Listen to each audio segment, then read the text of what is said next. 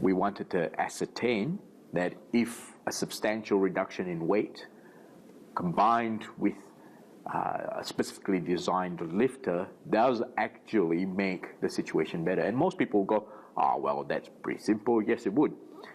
I think the more important question is, by how much?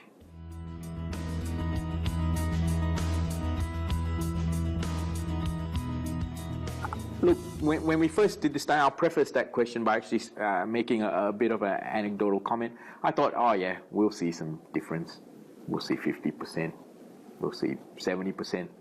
And I was actually quite amazed to see, and this is hand on heart, to see 200% difference in peak activation of the muscles in the lower back.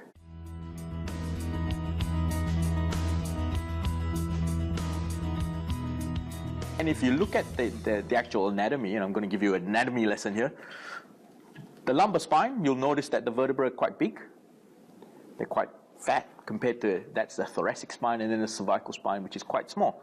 And they're big for a reason, because they bear most of our body weight. Where bipeds, we stand upright, the weight comes down there. Very good for long duration, low level load. You put high level load on this, it's just not designed for it. And you know, working in the engineering field, you would understand as well as I do, very difficult to design something that is both robust, can handle long duration load, and at the same time can handle shock load. Those sorts of material, they just don't exist.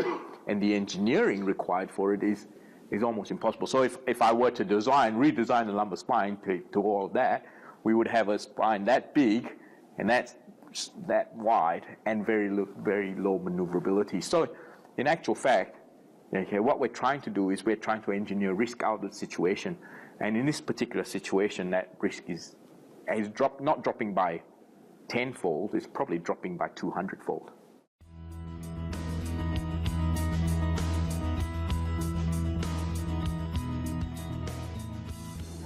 Yeah, and so we see this, and I can draw the same analogy, I guess, with motor cars. You see the new level of motor car coming out, and what they've tried to do is engineer risk out of driving. So you see cars that have automatic braking, stop sensors. You see cars that have automatic parking sensors. You see cars with ABS, anti-lock brakes.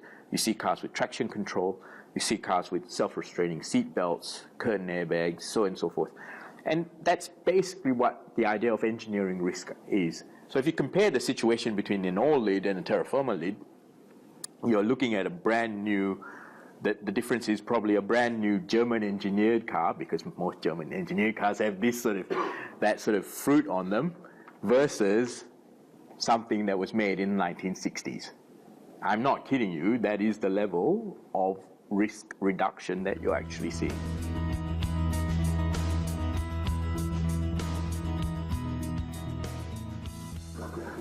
So there's a couple of issues with the hinge lid that I've seen from the data, as well as from looking at the actual video.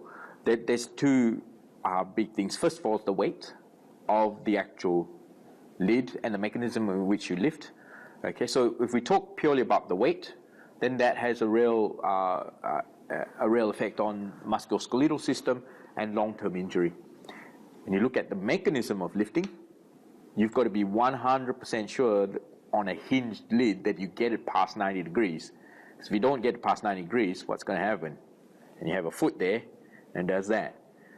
And with the weight of some of these lids, a steel cap shoe is not going to help you at all. So with the lift and drag that Terra Firma have, again, you've engineered risk out of the whole situation.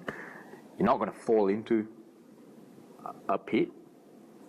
When you lift it with the hinged lid, you have the propensity to actually fall in, one. Second, you have the actual risk of the lid falling back on your foot. And then thirdly, because of the weight, you have then the risk of injury. Now, all of these risks basically minimized, the injury risk is minimized and eliminated in the case of the Terra Firma method of lifting and dragging backwards.